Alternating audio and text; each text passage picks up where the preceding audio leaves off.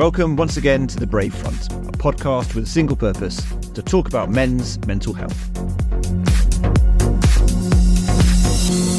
My name's Tim Bainan, and here's what's coming up in this episode.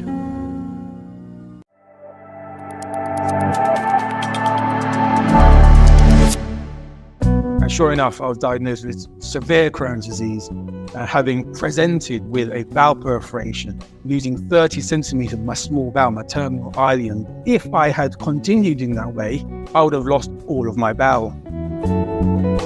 Mental difficulty started even when I looked at my body. I lost so much weight, I was like a stick, and my face was drawn and sunken in. So I lost my body image, all my muscles disappeared. I had a scar on my tummy, so my body image, I had an issue like looking at myself. One of the things with Asperger's, it means that you don't know how to relate to people very well. There's a lack of competence or maturity in social and emotional interactions. I was unable to understand gesturing, and see things or saw things in a factual sense only, and therefore unable to hide my own emotions. I think the low points really come into the points where I would say, that point where I'm saying, I just want to give up, quite frankly. I can't deal with myself. I don't love myself. I'm not enjoying life per se. I'm not coping. And so, if you give me a choice, I would choose to end it.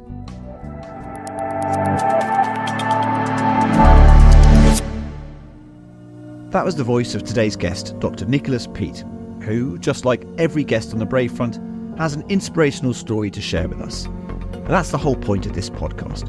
We're not here to lecture you or to tell you how to live your life.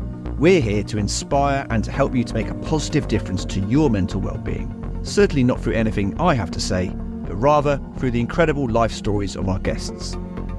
Dr. Peat has a fascinating story to share. Facing the twin challenges of a life-changing health event and a diagnosis of Asperger's as an adult, he has had to fight to overcome poor physical and mental health that at one point drove him to the brink of suicide.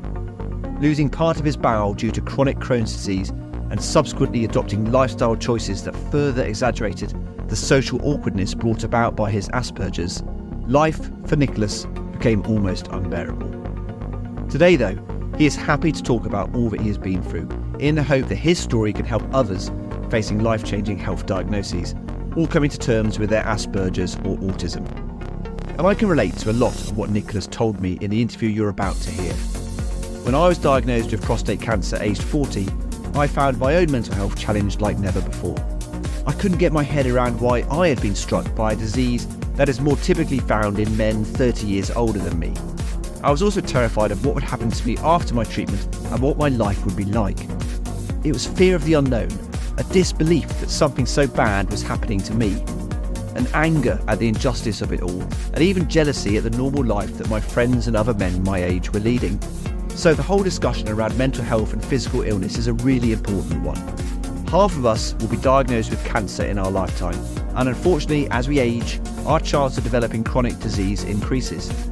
And I can definitely say from personal experience that nothing can prepare you for the way you're going to feel when that unwanted moment comes. Seeking early help with your physical health is of course vital, and we're regularly told to check ourselves and to get ourselves checked out as soon as we find or feel something physically wrong. But the same isn't necessarily true with our mental health, and instead of getting ourselves checked out when we know something is wrong, we more often than not lose ourselves in denial and put on a brave face and try to muddle through. As Dr. Nicholas Peat tells us in this insightful interview though, reaching out to others when you're at your lowest can ultimately save your life.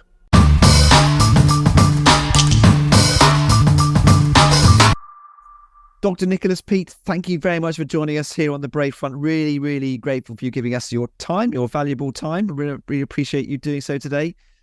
First off, I've got to ask you, how are you?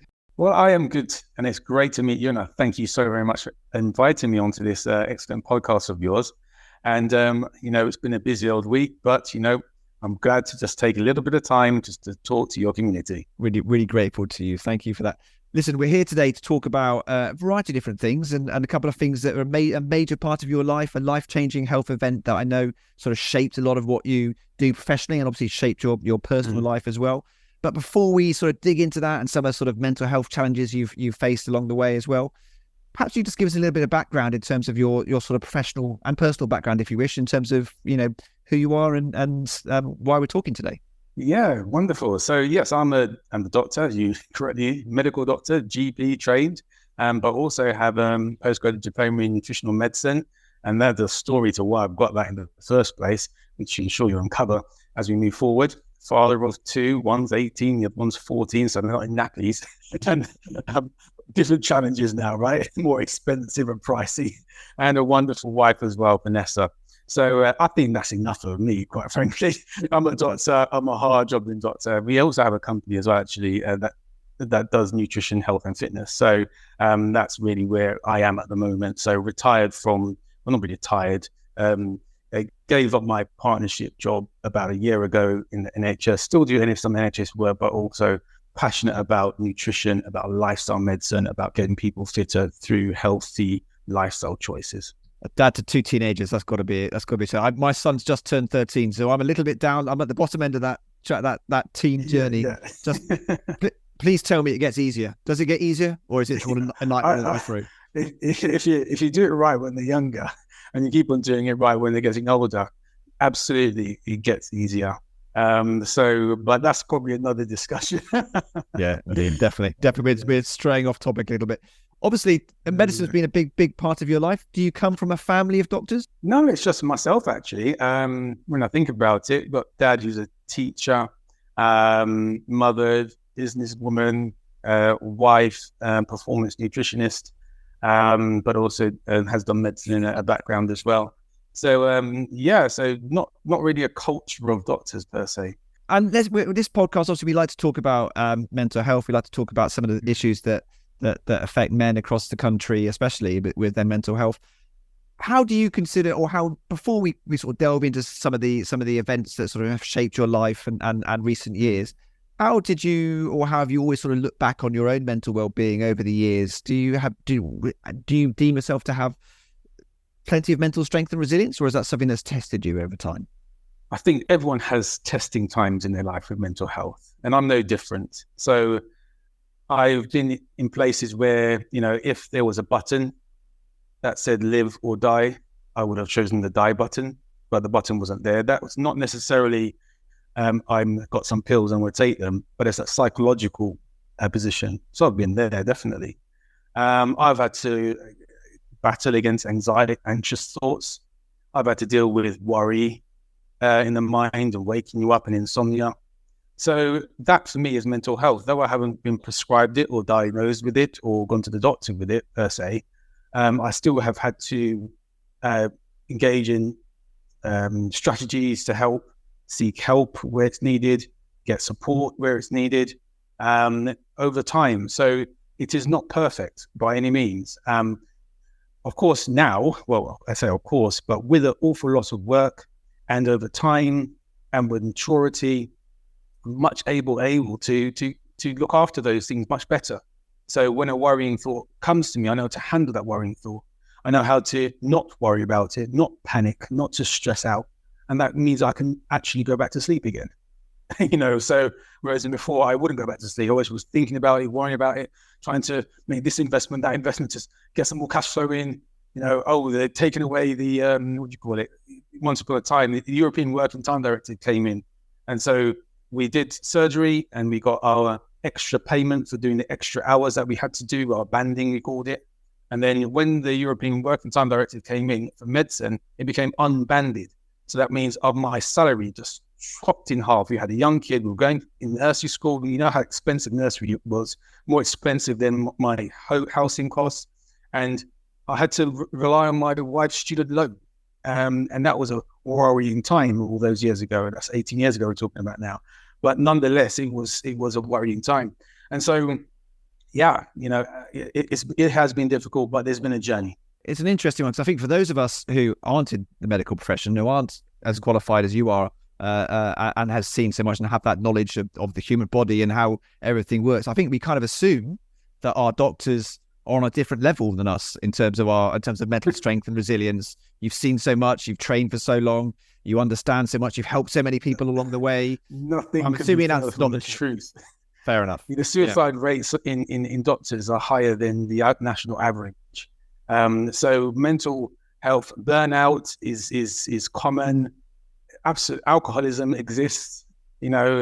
Absolutely not. I mean, when you're talking about a high stress, high pressure job where, you've got top performers, people have always been top at their game, getting the highest grades at school, we got very competitive, and then, wanting to give their best. Doctors don't often say, I'm sick. I remember going on the wards, I'm like coughing, I got proper flu. I'm sick. Consultant, my boss could see I'm sick. He says, "You're really suffering, aren't you?" He didn't send me home. He's like, "Get the discharge summary sorted out by the end of the day. Thanks." And you're suffering. So the point is that you just keep on going. And that can be to a great detriment. And certainly I pushed myself at one point in 2008 in such a way, and I believe that contributed to the adverse life event that I had back then. Yeah, I mean, it's fascinating. I think in terms of that, that thinking about that experience from a medical perspective, I kind of would just assume that you would be able to recognize in yourself when you're struggling, or some of the things that you might advise someone who comes to you as a GP with mental health concerns might help you yourself. But is that not the case? Is it difficult to recognize in yourself something that you might be able to advise someone who comes to you? It might be difficult to recognize, or there might be other factors that hinder someone seeking help.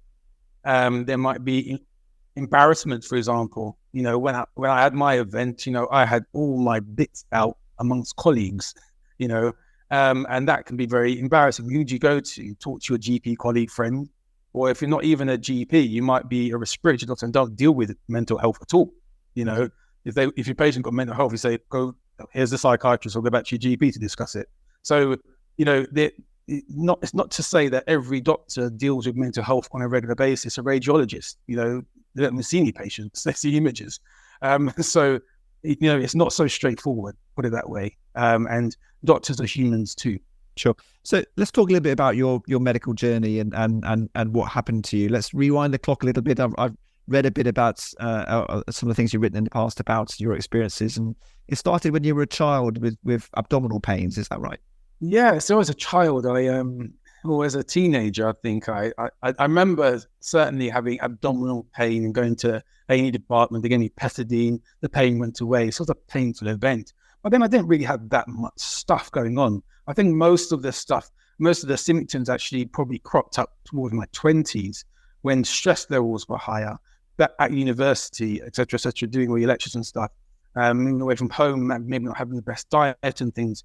So over that time, if I reflect, my weight started to reduce.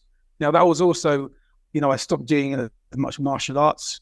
So maybe my weight dropped down because of that. There are other reasons perhaps why my weight may have fallen down, but I definitely think there was a chronic disease that was happening. And so I remember on a holiday, for example, I had oil come out of my bottom in the swimming pool. It was so embarrassing. I went back, my shorts were yellow at the back from oil, literally oil. And went to the toilet, and sure enough, there was just oil and feces in the toilet. And that was probably, there was fat malabsorption. And it was a sign that my bowel was very, very sick, essentially. So... Well, what went through your head at that point? That obviously, clearly, that's something that when you're swimming in a swimming pool, that's the last thing you expect. What, absolutely. I was a junior doctor. I just thought it was traveler's diarrhea. Okay. I just thought that. I didn't recognize it. I didn't have any pain. I wasn't suffering in any sort of way. And it was a one-off isolated event. It didn't come back the following day. It just happened. And there were a few days into the holiday. Sure, we had more oil in our diet because, Mediterranean sort of food was in Europe. So I just thought it was related to that, and I just carried on because I was asymptomatic otherwise. But I think in hindsight, that was a significant thing. And really, it just came as a bit of a shock. I was working in A&E. I was doing an academic job. So I was teaching at medical school and doing an A&E job because that was my future, pre-hospital care A&E doctor. And when I was doing when I was also kitting out my flat with a new painting and new floor and doing long shifts, one morning I just woke up and I had this funny pain I thought was IBS type pain. I had that kind of funny pain, this butterfly, tummy upside sort of symptom. I had that for a few times for about a year or so, and that pain came back and became incredibly sore, and it became severe. So much I was flat on the floor and called an ambulance. We called out, I can't remember it so long ago. But I said, maybe don't call an ambulance, just put in a car. So I thought, a young man in some tummy pain, it's going to take a long time for them to come out, because I knew I didn't have any, am I breathing? Yes. Am I alert? Yes. They weren't going to come in a rush. It's not red 990. Yeah. I've got tummy pain. So I said, get me in the car, and every rumble of the road, the bump, everything, not even a bump, just the gravel on the road was making my pain sore. So this was a severe pain. It was peritonitis pain, which means that you've got the infection inside the clean part, the sterile part of your abdomen that shouldn't have anything. You've got dirt and stuff inside your bowel. That's fine. But if your bowel bursts, then all that stuff comes into a very clean space, and that's incredibly painful. Right. So, did you suspect that? I was obviously, given your training, given your what you knew, did you suspect that at the time? I just knew I was in pain. I needed to go to the hospital. I wasn't thinking about diagnosis at that stage. It was too agonizing. And sure enough, my bowel was dilating on the X-ray, huge bowel, vomited all over my colleague's shoe, which is so embarrassing. And then, eventually surgery. And then, I saw a patch over my thing, and the surgeon came. I woke up, it was dark after the surgery, and the surgeon said, "Oh, we've had to do some surgery, move a bit of bowel." And I said to him, "Is it Crohn's?" Because then the doctor mind was in place. Yeah. What could affect a young man at this age and have this presentation and have surgery? So it was like Crohn's. He said, "I can't say anything just yet. You'll be referred to a gastroenterologist." And sure enough, I was diagnosed with severe Crohn's disease, having presented with a bowel perforation, losing 30 centimeters of my small bowel, my terminal ileum. That's where you absorb things like vitamin B12, for example. And if I had continued in that way, I would have lost all of my bowel. And that's a significant thing. That's why it was severe Crohn's disease.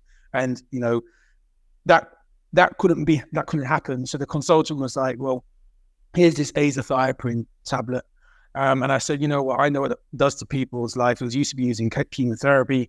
I was like, I don't want to have bloods every single month and my blood work to be deranged every single month. I'm not keen on that. Then we maybe try something else. And so he gave me another tablet, which is a lot milder. So I took it away, but I didn't take the tablet. And I wrote to him and I said, it's a long time you have to wait to see a consultant, right? And in that time, you got to deal with, I got the patient thing. I understood why patients were anxious. I understood why they knocked on the door to the doctor saying, I had this event in hospital and I'm worried. I got it because I was like that. What if this thing happens again? What if all that irrational things, I knew it was going to happen again. My rational brain told me the bad bit's been chopped out. You've been stuck again. All you've got is normal bowel left at the moment. That's healing. So don't worry. But my irrational brain was bringing worry and anxiety about what could happen. And so that was my first anxious time about my health, really, that I'd had. And so anyhow, I did a literature review. I looked at, some research papers that showed an association between certain food groups and bowel disease, inflammatory bowel disease. And broadly, there were dairy, baker's yeast, processed food, high sugar, and a meat diet, essentially. So I was already a vegetarian, but I was a junk food vegetarian. But I had an awful lot of baker's yeast sandwiches every single day, awful lot of dairy, cheese in it every single day, plus milk, plus cream on top, hot chocolates in the evening, and all the junk food, high sugar, and no exercise at the time. Low vitamin D, profoundly low vitamin D. I found out a couple of years ago, like severe vitamin D deficiency I had at that time, and probably really low on omega-3s as well. All these things I've mentioned. One, the bad lot is all pro-inflammatory, and the vitamin D and the omega-3 are anti-inflammatory. So I was in a pro-inflamed state when I had the bowel perforation. Yeah, so I did this change and I made a very strict diet restriction that I wouldn't necessarily advise anyone to do at this stage, because if you sustain that, you will get problems with reintroduction of foods. So if you take out dairy, for example, and you take it out for a long period of time, you can become lactose intolerant. If you take wheat out of your diet for a long period of time and you don't put it back in at the right time, i.e. with the doctors or dietitians advice about when to put it back in, and you just continue that, you can give yourself celiac disease. So it's important that you don't restrict without advice. But nonetheless, I did a diet restriction, and that served me well, essentially. I ate mainly fruit and vegetables for about a year and a half. That's all I ate. And eventually I added pulses into my diet. And the long and short of it, since 2008, when I had bowel perforation, I've never used any drug for Crohn's disease. I've never taken a steroid for Crohn's disease, any biological, any medication whatsoever for steroids, apart from that associated with the surgery. And it's 2023, and I've sustained a lifestyle change over that time. So that's my story with Crohn's disease. Thank you for so eloquently talking us through that journey. And it seems like a really challenging one for you. And presumably rewinding the clock to that post-operation, when you're in that place and you're learning what's happened and looking into that dietary change and things you're going to have to do. What was the impact on your mental well-being at that time, in terms of the thought of having to make those changes, the thought of not wanting to take the drugs and to take a more natural route? How did all that affect your mental well-being, and also your family life and life in general? Yeah, I mean, the mental struggle started, the mental difficulty started even when I looked at my body. I lost so much weight, I was like a stick, and my face was drawn and sunken in. And, I looked so unhealthy. And so I lost my body image. All my muscles disappeared. I had a scar on my tummy. So my body image, I had an issue like looking at myself, and I had to get over that body image thing. I had to get over the confidence of going out and exposing your tummy and going to a swimming pool again. So I had those struggles to deal with.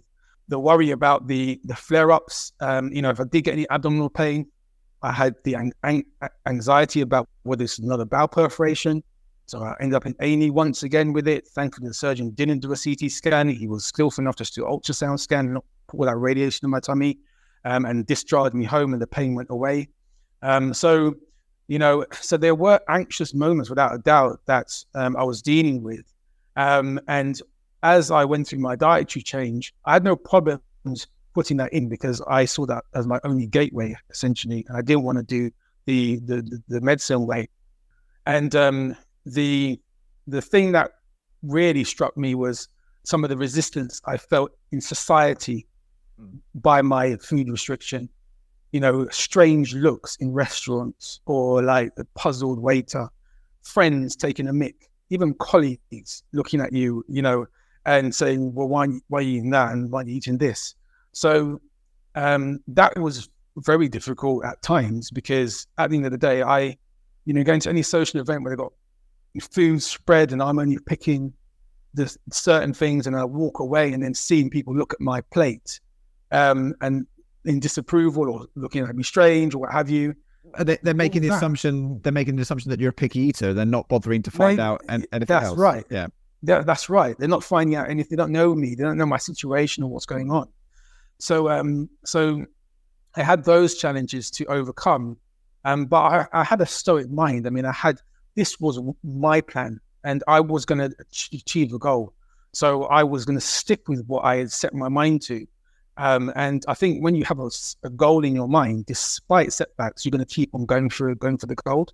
And so, that was my journey with inflammatory bowel disease.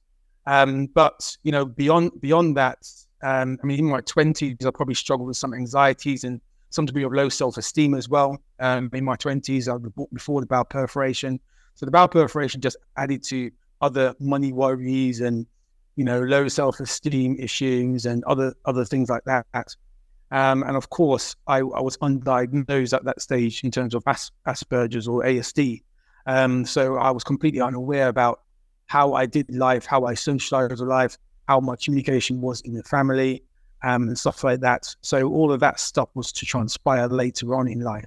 In terms of my wife and the impact of the bowel perforation, it changed her studies. She couldn't work or do her work because I was sick. She had to look after me.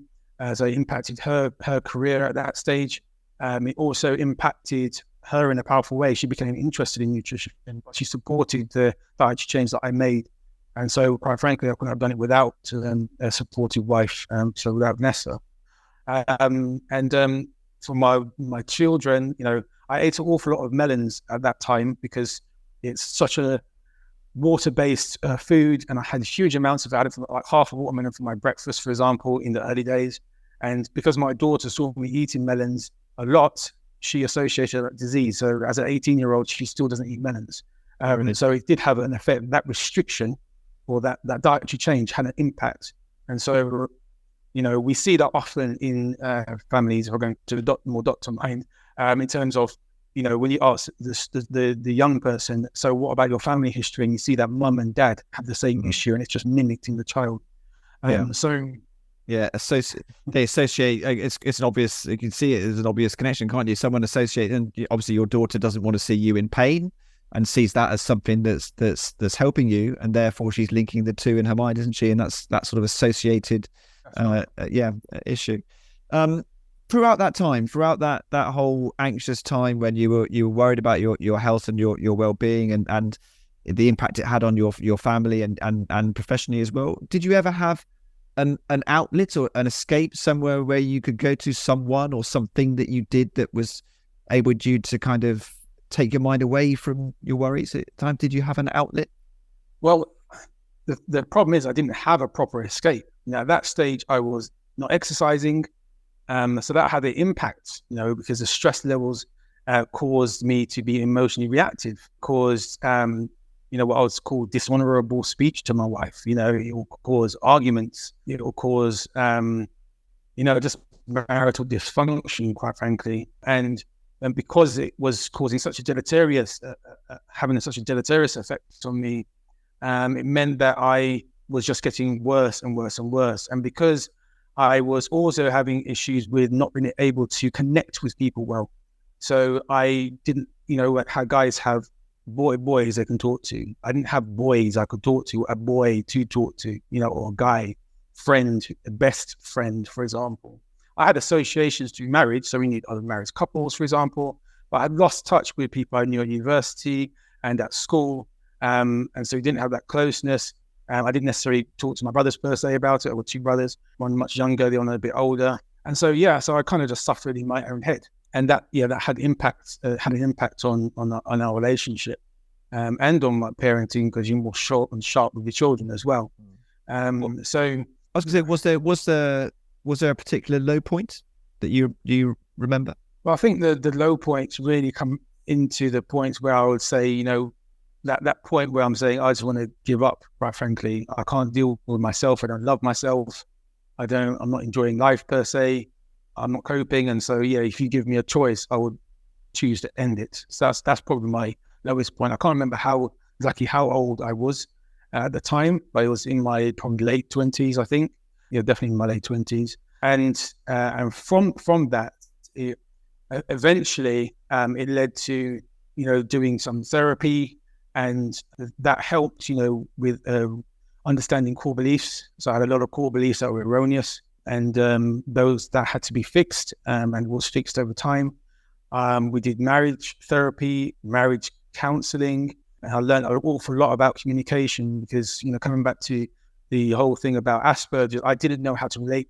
One of the things with Asperger is it means that you don't know how to relate to people very well. Socially, you don't know how to relate to people.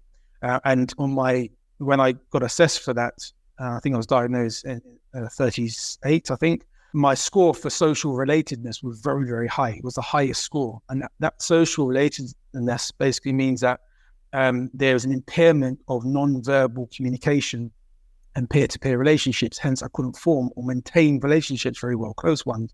There's a lack of competence or maturity in social and emotional interactions. You can see how that might affect a marriage, for example. Mm-hmm. I was unable to understand gesturing, and see things or saw things in a factual sense only. And therefore unable to hide my own emotions. So if I'm tired, you see I'm tired. If I'm angry, you'll see I'm angry. I can't hide it. It's just there on my sleeve. So I learned, therefore, how to relate to my wife better, Vanessa better, because through the counseling, I learned about how to communicate better. how to address conflict better, and I stuck with it. So because it's factual, I could just, and it was learned, I could just engage with it. That's a fact. And I think sometimes I was even better at it than Vanessa, if we're having a disagreement, and I'm like, no, the therapist said to do it like this. And I was very good at it, and she was less able at it. But that's because it's a factual thing. And I can go with a guideline and a factual thing. I didn't know how to relate to my wife in terms of crying. So if she will cry, she's crying. It's a fact. I still have no emotional feeling. And that's abnormal. It's abnormal to see someone cry and have no emotion inside you of compassion. And I didn't recognize that. I thought everyone was like me. I thought everyone thought like me, had a mind like me. and that was because of my normal. But over the years, I had to have factual conversations with my wife and say, so how do you want me to address you or care for you when you're crying? And don't pat me, rub me. So I don't pat her, I rub her. I hold her tight. I make sure the tears can drop and don't get worried about the tears dropping. And, and stay there for as long as the embrace lasts naturally. So that's the rules that I follow when there's crying. But it's not necessarily I'm having an emotional reaction to it. I'm not. And so with this sort of condition, you have to learn how to engage in social appropriateness. It doesn't come naturally to you. So then I've also had problems in society, in social circumstances where people misunderstand me, misunderstand words. So I might say to a woman, oh, you're much taller than your husband. That's a fact. But someone might see that as a diss or a not a socially appropriate thing. Right. How would I necessarily show someone that I'm happy to see them without being overbearing? Or how do I establish a relationship? Do I text them? What do I say in the text message? How often do I text? Do I call them? Do I not call them? I have all these questions. I have no idea how the best thing to do in order to get a relationship. I don't know. No idea. And so therefore it's filled also with anxiety. If I say something that I think in retrospect that might be misconstrued or misunderstood, therefore I might worry about it in the night. And then sometimes I might check it with Vanessa, and then Vanessa will say, oh, don't worry about that. But I don't have the filter. I don't understand whether I should worry about it. No, I have to rely on somebody who's socially more competent than I to deal with that. So you can see in the context of like feeling low self-esteem, getting messages back from my wife, from Vanessa, you were at the social event and someone came up to me and said that you look fake because I'm trying to smile along because I don't understand bantering or gesturing properly, like in a pub environment or what have you. I don't get it. My brain is just like dancing between what people are saying, trying to understand what's being said, what's the flow, what's the innuendo. I just don't get it. And so therefore you smile when everyone's smiling, and then you frown when everyone's frowning to try and keep along with the group. But then socially able people can detect if you're genuine or not. And it's not that I wasn't trying to be disingenuous. I'm just trying to fit in with the crowd. And so you get these negative comments back. You've been socially inappropriate here, or this person thought you were a bit rude there. And I don't know who these people are because it's all anonymous. That just made me think, just throw the towel in. What's the point in doing this social rubbish? What's the point in filling relationships? I also use like my wife's failed or troubled relationships as examples to me, where I'm saying, look at that person who's giving you this trouble and that stress. Relationships aren't worth it. Of course, I don't really believe that. I can see that there's great wealth in relationships, in knowing people, in conversations, absolutely. And I think, and I definitely miss it. I miss not being able to have the fullness that I know I could if I was socially more mature. Sure. So I would see myself as a socially immature person, like in a teenager, like kind of some maturity. Asperger was masked as a teenager because we're all socially engaging together. I was a high performer. I was, a high functioning Asperger's person. And so that's fine. You just getting all the accolades at school and stuff and all the credits and stuff like that. And you can engage with your teenagers. Once you get to a 20-year-old, and then once you get to a 30-year-old, and everyone else is maturing further in their social skills, and you're still a teenager. Can you imagine what a teenager is like amongst adults gesturing in a social environment? Are they not quiet? Sure. Are they not disengaged a bit? So it's having those difficulties that we're pressing, and it's been difficult. I want to talk just a little bit about your Asperger's, and obviously you've talked through us there some of the social situations you found yourself in where you weren't able to understand what was happening, and very eloquently described for us how that must feel and what that must be like, and I can really appreciate that for you. At what stage did you or when did your diagnosis come about? At what stage in your life? How old were you when you actually received your diagnosis? Yeah, so it was very late at 38. So this came after a series of, social difficulties, as I've alluded to, challenges with marriage, and had healed marriage. So we had been doing much better, done our therapy and whatnot, marriage course and stuff. So, things are better that way, but still not perfect. And so, I eventually went for this, but at the end of the day, there was a lot of denial, quite frankly, because like talking to me now, you wouldn't know I've got any condition, right? And I went to work, I did my work, did a good job, came back home, and on most occasions, most days, there's no issue, right? But there were occasions, and then sometimes significant occasions. And so when there was enough of that stacked up against me over the years, I had done a bit of therapy, I've been through the marriage course, then I'm more willing to go down that route, you know what I mean? But if you're someone who hasn't done any of that, not used to spilling the beans and talking about yourself and opening up, then it's difficult for you to go down the route of going to a psychiatrist or someone to get a diagnosis or something, right? So anyhow, so I eventually went there. I didn't want to be labeled as well. I had this whole stigma, Asperger's and autism has some degree of stigma towards it.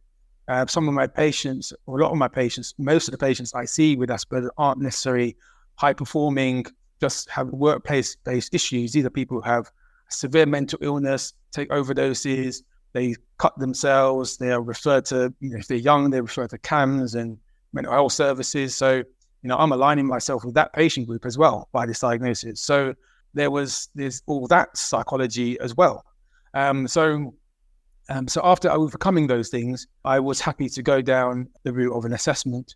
And so I had that assessment, a questionnaire first, and then a psychiatrist looking at the results and then doing a history with me, a consultation, and then giving their summation about it. And so they diagnosed me with a high-functioning Asperger's, or they call it now ASD, autistic spectrum, or they've called it into ASD, autistic spectrum disorder. So since then it was a bit of a shock, but to the system, had to get used to the diagnosis. Still a little bit embarrassed about it, whilst other people wanted to champion it and call me Dr. Asperger Nick or something like that, the autistic doctor. I think someone came up with a term for me. I just didn't want to be called the autistic doctor, because that's not what I want to be labeled as such. So I was still adjusting to this diagnosis, but it has helped an awful lot to have a diagnosis. Awful lot. I understand myself now. Other people understand me now who are willing to hear my story or who know me closely. And I'm also very thankful for those people who, before I had a diagnosis, who were close to me, who were able to still love me for who I was, even though I was unlovable, but to some people. And over time, I just loved me as well. I said I had self-loathing, low self-esteem. Eventually, over years, I began to love myself more, and then I could be more loving to other people. And certain things I did to try and help that was my own self-CBT, if you like. So I used to meditate. I read the Bible. I believe in God. Everyone has to, but I do. And there's a verse that says, "Love is patient, love is kind." So I just changed "love is." I put my name in it. I put Nicholas is loving. Nicholas is kind. Nicholas doesn't envy. He's not boastful. He's not proud. And I used to say this, and the verse goes on. And I used to say this 3 times a day. And other verses, I put my name in it. And so I just kept on talking to myself 3 times a day without fail, alarm. And I would say these words over my brain, and it helped me. I definitely helped to change, inform my subconscious mind to behave. I reflected also on my behaviors. So if I did make a mistake in my communication, I would not just file it away. I would think about it. I'll reflect on it. Then I'll write it down, and I'll write about what triggered you, what caused you to have this reaction. Because oftentimes there's not just a reaction, there's a chain of events. There's certain things that lead to you having that problem. Or having that outburst. And so I identified how I was feeling. So she said this to me, that made me feel this way. I went to work and I felt that pressure and I came home a bit stressed. Then this was out of place, or someone took my charger and that irritated me more. And then this happened and happened. And there's always a trigger, and then there's an explosion.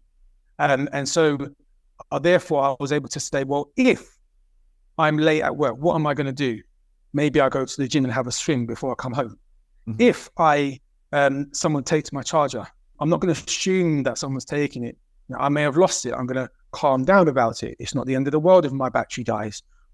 Because I'm a perfectionist. I like everything of mine to stay in its place. Everything has a home. It always goes back in its home. Everything has a home. And that's just the Asperger's mind. It all has a home. And if it's out of its home, it causes stress, right? And so that stress was born out with, where is my thing? Who's taking it? So all of that stuff now just has gone away now. The emotion still is there, but now I'm like, I reflected on it enough. I've practiced enough over the years, and now I don't react in that way. Therefore, I'm calm, I'm collected, and the thing will come back to me. And if it doesn't come back to me, that's okay too. With that mindfulness, we talk about mindfulness. That's all about having peace of mind despite the situation. Sure. And so I've become far more mindful. Peace of mind despite work is not going great. Peace of mind, even I'm waking up why am I waking up at 2:00? I've got an important day the next day. That used to generate panic in me. I'm going to be so tired. I won't be able to perform properly. Even at that point, have peace of mind. It's okay, right? It's okay that I'm waking up. Yeah, I might be a bit tired, but I'm going to do my very best. Let me just be peaceful right now. So those are the words in my head now. And I just rest and I rest. And if I stay 2 hours awake, I don't care. It's okay. I'm in peace, right? And then eventually I'll go to sleep. So, that whole mindfulness and that peace of mind is invaluable, and it's where we as society need to get to, where we can tone down those amygdalas in our brain that just fire off anxious thoughts all the time, and we can just come into a more mindful place. And that takes practice.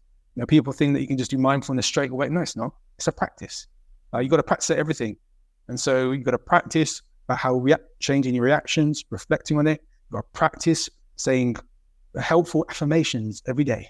You got to practice having a mindful state of mind and not punishing yourself if you don't reach that peace of mind. Sometimes you could be in bed and start panicking and worrying, and bring yourself back to a peaceful mind. Don't worry if you keep on getting anxious again. Just bring yourself back. Don't punish yourself. You're doing well for bringing yourself back, and just celebrate the small things that you do, and don't look at the massive things that you think you're not doing. Because on the average day, all of us do a great job. All of us do a really good job in our lives. And it's the bad things that we do intermittently that cloud our vision and make us feel like we're terrible people.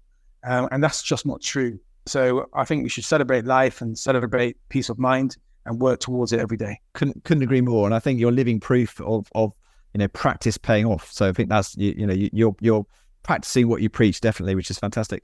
I wanted just listening to you, just something that really struck me is something that has been quite evident in at major moments in your life. When you were at that point of having suicidal thoughts and at those key anxious moments, it struck me listening to you that the thing you sort of turned to was talking to others, was reaching out for support to counsellors or therapists or to other professionals.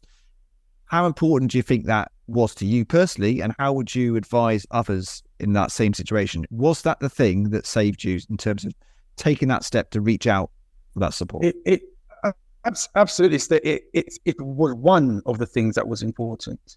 Absolutely.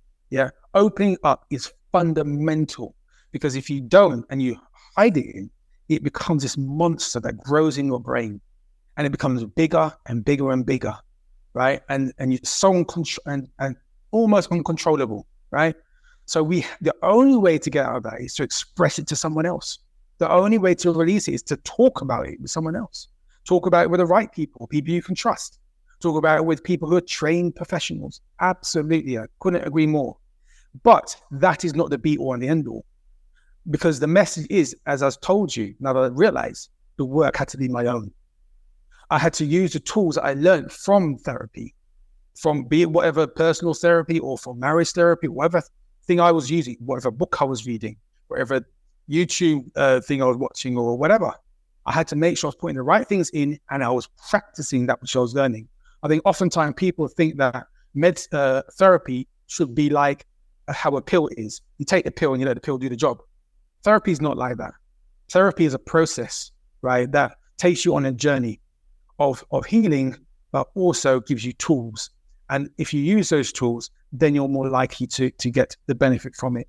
But also, there could be issues in terms of access to the right therapist. And that's a problem from perhaps in the NHS, the wait time or the number of sessions you might get. And what if you don't get on with the person? Because you have to have a rapport, just like you need a rapport with a doctor or rapport with your accountant. You need a rapport with the therapist, absolutely.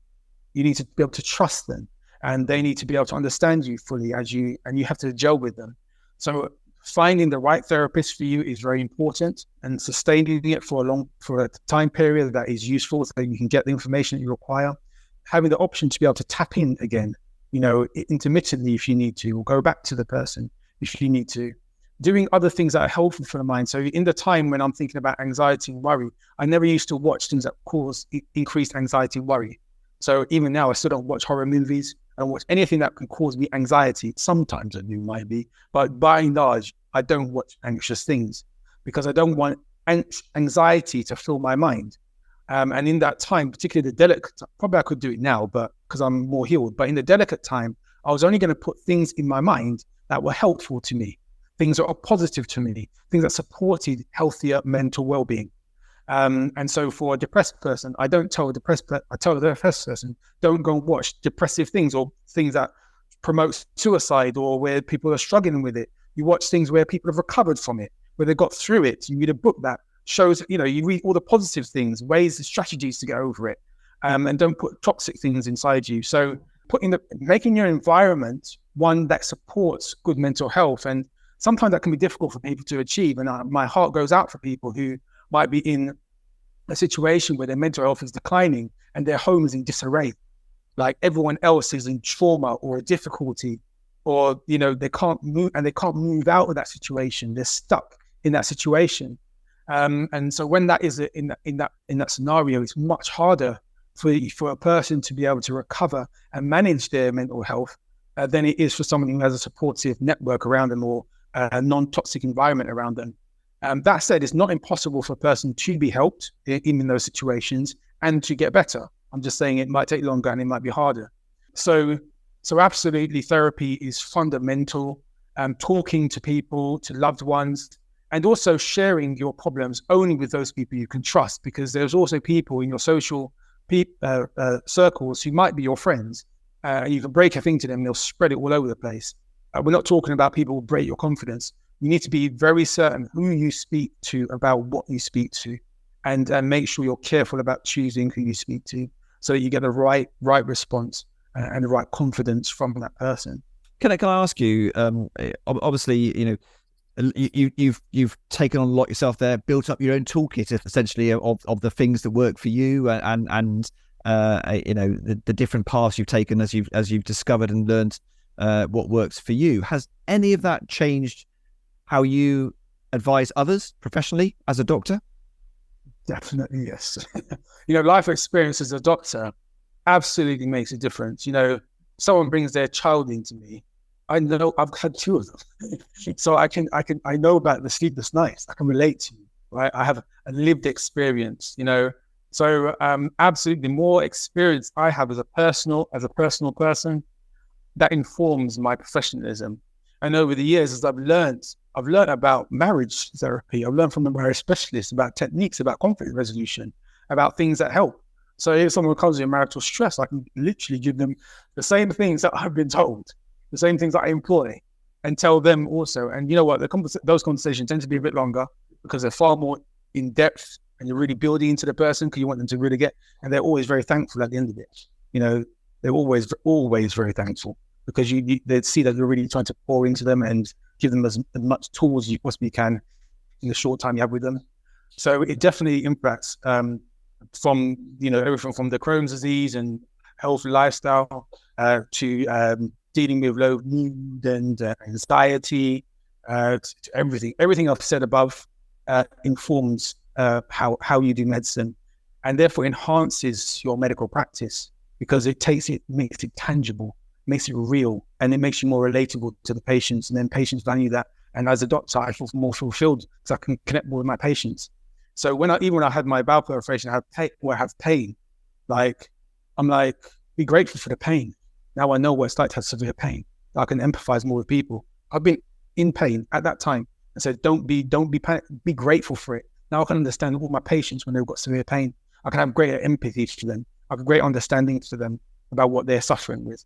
So, so definitely illnesses, life influences doctors and how we practice medicine, definitely. Nicholas, thank you so much for sharing so much today. You know, you've given us a fascinating insight into those two areas of your life in terms of your incredible journey with Crohn's disease, and then your Asperger's and that side of things for you as well. And I'm very grateful for you being so open and honest.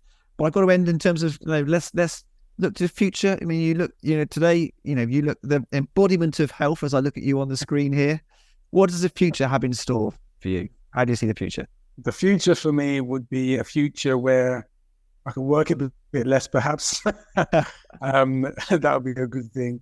But our future would be where we can actually have the company grow a bit more to help people. The company is about holistic change. And it's been frustrating for me as a doctor where I can only give a bit. Yeah. I can only tell you, I can't show you.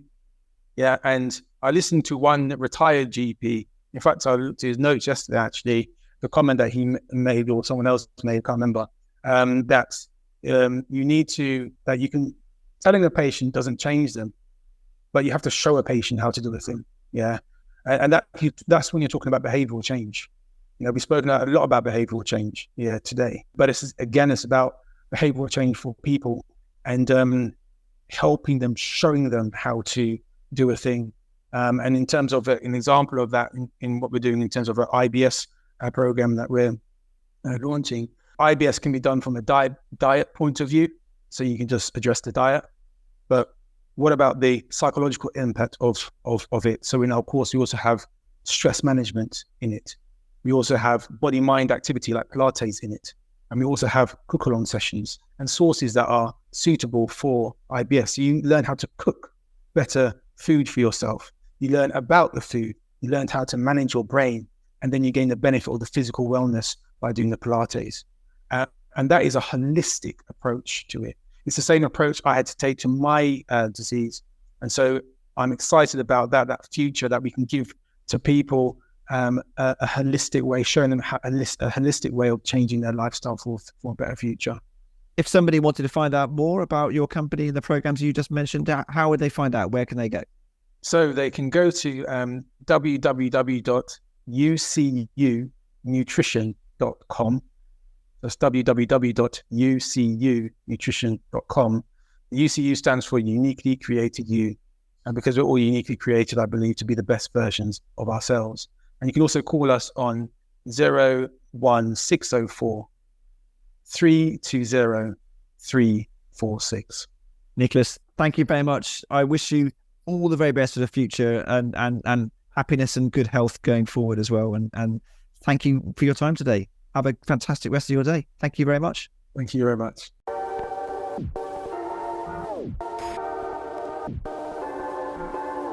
That's it for another episode. Huge thanks to Dr. Nicholas Peat for what I'm sure you'll agree was a fascinating insight into the mental health struggles that can come from moments in life that really test us. If you'd like to find out more about Nicholas's support programs, you'll find all the links in the show notes, together with links to our new website and blog too. Don't forget, you can keep the conversation going by answering our episode question. And this time we'd like to know, has a life-changing health event ever tested your mental health? You can answer it on the Spotify episode page, the link to which can be found in the episode notes or through the Linktree site in the show profile. You can also interact with the show by sending us a voice message. We're always really keen to hear what you think of our guests and the subjects we're discussing. So tell us, for example, whether you can relate to the social awkwardness that Nicholas told us about when discussing his Asperger's. You can also tell us your ideas for topics and things you'd like us to cover. Again, just head to the episode notes, Linktree site, or the Brave Front website for more details and the links to do so. And finally, If you've enjoyed the show, please do leave us a review and subscribe on whatever platform you usually get your podcasts. In the meantime, though, look after yourselves, and I'll see you soon. Take care.